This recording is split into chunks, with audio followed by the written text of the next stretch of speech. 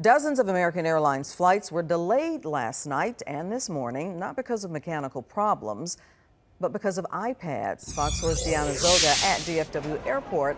Okay, Deanna, tell us what happened. Well, Clarice, each pilot carries an iPad like this one, loaded up with navigational charts and manuals. It replaces those bulky binders that they used to carry onto planes. But there was a glitch, and passengers, Clarice learned, there is one more thing that can go wrong to delay a flight. It was kind of shocking for a few things. Dan Webb started tweeting not long after finding out his flight from DFW to Austin was delayed for a reason he'd never heard before.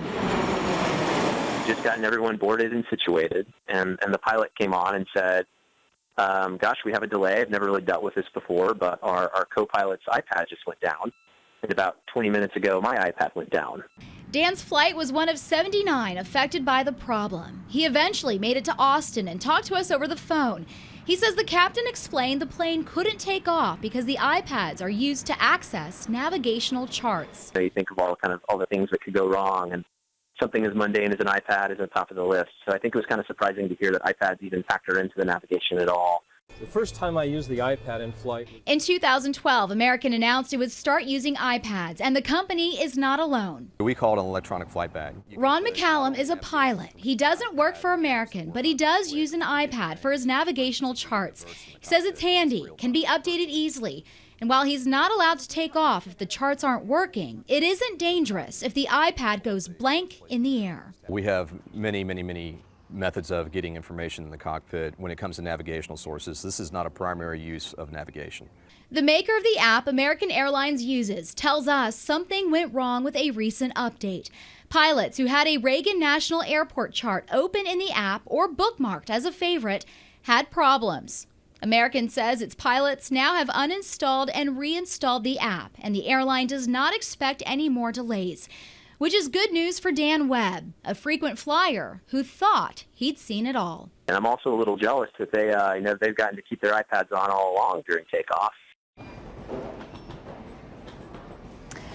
Well, Dan says the flight crew seemed kind of perplexed by all this, but that they handled it well, and after about 30 minutes gave passengers the option of getting off the plane and finding another way to Austin, which is exactly what Dan did.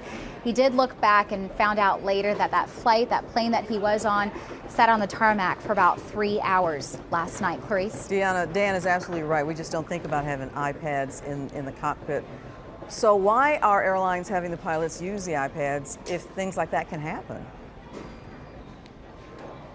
Well, back in 2012, when American Airlines first announced that it was doing this, that it was going to iPads and was going to start using them in 2013, it said that it was going green, going paperless, and that paper navigational charts weighed as much as 35 pounds. And the company estimated that this move, going paperless, would save the airline about $1.2 million in fuel costs per year. Clarice, I'm sure you've seen the pilots wheeling those briefcases onto the plane before, and those are the charts and manuals that they used to carry on.